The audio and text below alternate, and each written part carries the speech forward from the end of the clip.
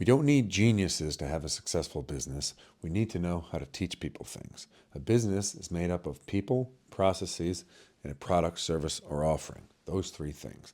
The better each of them are, in today's video we'll focus on people, the better the people are within a company, the more capable they are to provide these services via the processes, and therefore the more successful a company is, and therefore the more valuable a company is. So the quality of people in your business, which is a direct result of how well you teach them, will have a direct line to how much the company is ultimately worth. And in today's video, we're going to talk about the 4 steps to teach anyone anything in a business that we've seen over and over again, that we implement within our own company, and that we see as the fastest and most effective way to teach people in a company how to do things in a way that ultimately they can do it even better than you can.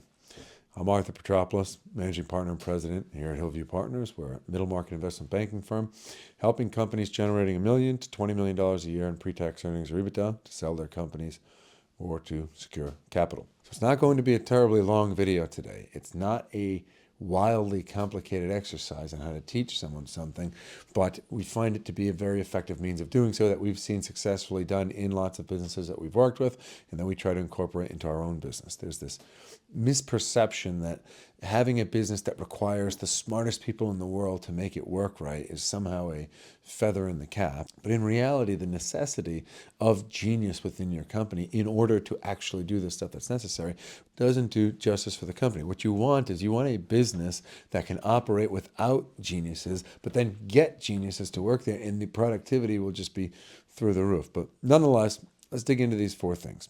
Okay, it's going to be a short video, but one of the things that we've been talking about within our company over the past few weeks that we wanted to share. So step number 1 is have someone watch you do a thing. Okay, don't ask them to do anything. The biggest mistake people do is they dump a bunch of instructions on someone's desk and they say, hey, just do this stuff. First, just say, I am going to write an email to this person. I am going to pay this bill. I am going to negotiate this thing. I am going to communicate or have this call or have this meeting.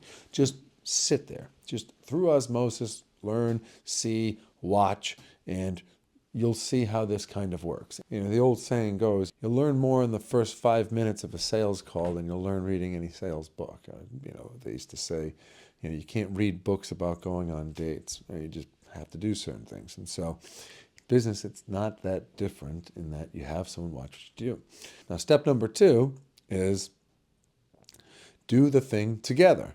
So you say, okay, you saw that Zoom meeting we had where we tried to sell this thing. You saw that negotiation we had where we tried to do this thing. You saw these emails that we wrote. You saw these documents we put together. So this thing we wrote. Now let's do it together and share a screen, share a phone, have them on the Zoom meeting and do the thing together. Have them contribute, right? And now it's kind of a team doing it. Step number 3, have them do it while you watch them. And don't just say, okay, we did it a few times together, good luck. Now say, you're going to do this and I'm going to be the fly on the wall. I want to watch. I'll interject. I'll save you if you need be, but I think you can do it. And over iterations of that, they get better.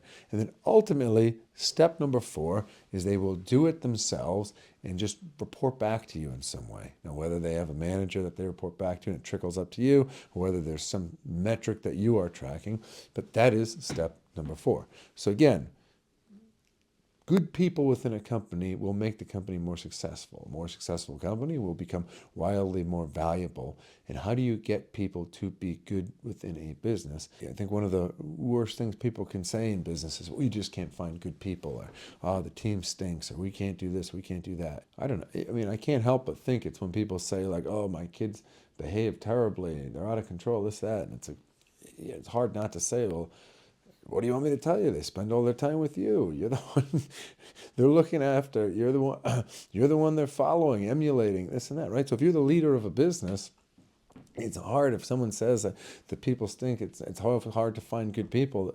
So who's teaching them? How are they teaching them? So if at the end of the day you have X amount of people within your company, if you can boil down the tasks of all those people, say, okay, there's people that sell things, people that do things, there's operational people. What are the tasks that each of these people do? And for the people we have we taught them these things? Or for the new people we're bringing in, have we taught them these things?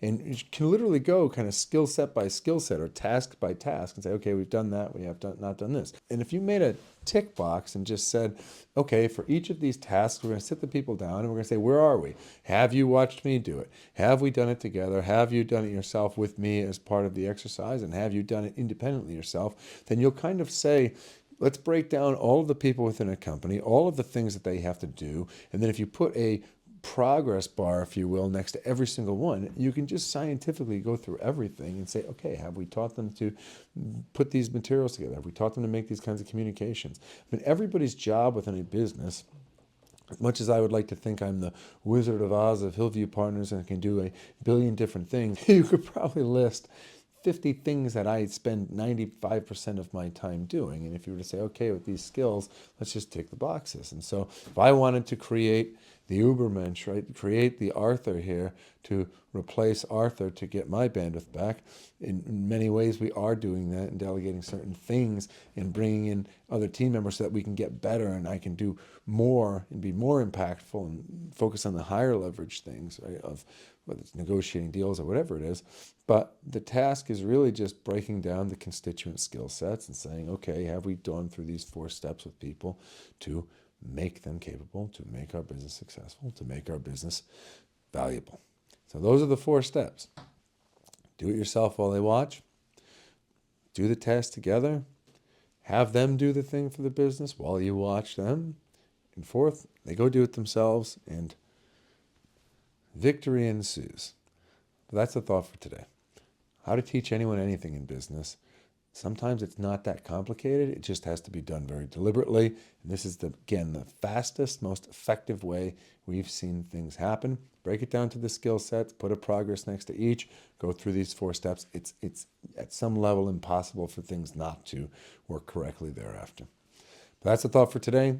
Keep pushing forward. God bless. We'll see everyone next week.